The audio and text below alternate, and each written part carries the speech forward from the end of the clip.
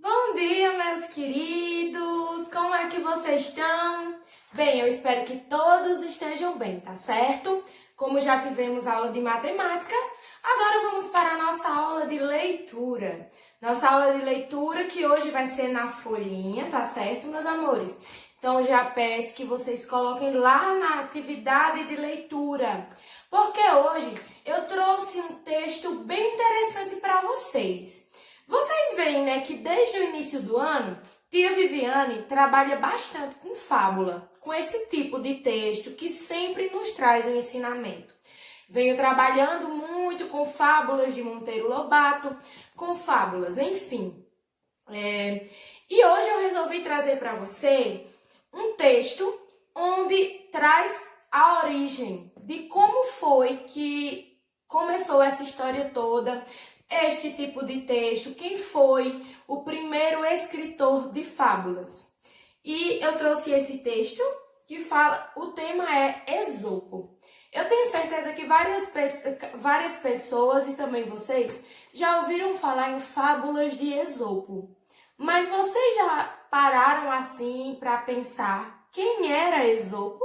Então, esse texto que eu trouxe para vocês hoje fala sobre a origem das fábulas. Porque, pessoal, Esopo foi o primeiro contador de fábula. Olha que legal!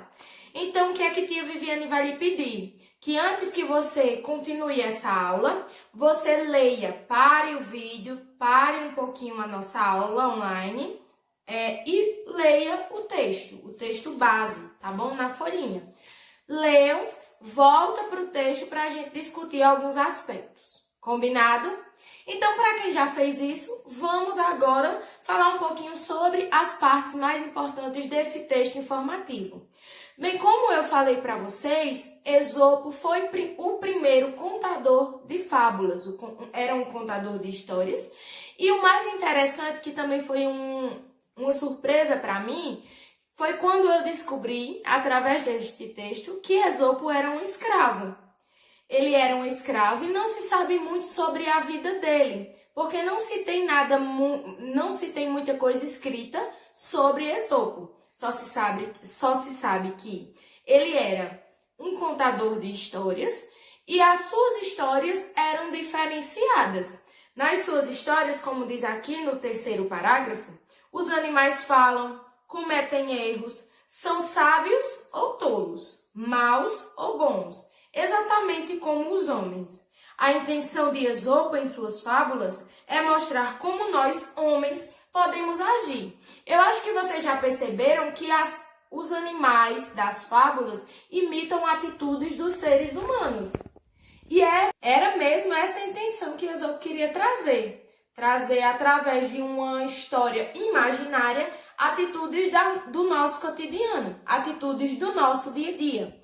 Então, essas fábulas que Esopo trouxe para a gente tornaram-se parte da nossa linguagem diária, não é verdade? Muitas vezes a gente fala uma coisa, um ensinamento que a gente sempre encontra nas fábulas. E o que acontece? Vários escritores recontaram da forma deles, como Monteiro Lobato, como nosso Monteiro Lobato, as fábulas de Esopo, tá bom? Esopo, ele nunca escreveu suas histórias, pessoal. Ele contava-as para o povo, que por sua vez se encarregaram de repetirem as histórias de Esopo e chegaram até os dias atuais com essas histórias, com esse tipo de texto, fábulas.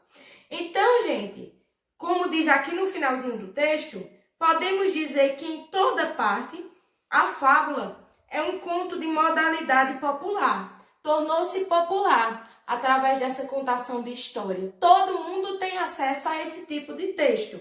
É uma lição de inteligência, de justiça, de sagacidade, trazida até nós pelos nossos Esopos, que são aqueles contadores de histórias, que essas histórias vão passando de pai para filho, de filho para neto, e assim sucessivamente. Então, essa história é de quem originou todas essas contagens de histórias que a gente chama hoje de fábula. Esse texto que sempre nos traz um ensinamento para a nossa vida. Tá bom, meus amores? E qual é a atividade? A atividade é uma interpretação de texto com 9 questões, tá bom? Que através dessa aula e da leitura do texto que vocês já vêm fazendo, vocês vão responder, tá bom? São questões simples somente do texto. Então, espero que vocês tenham gostado da aula de hoje. Foi uma aula simples, mas que a gente tirou muito proveito dela. Tenho um encontro com vocês hoje, tá certo? De 5 horas da tarde. Aguardo todos para a gente ter nossa aula de ortografia, como prometido, tá bom, meus amores? Um grande beijo, até mais tarde e tchau, tchau!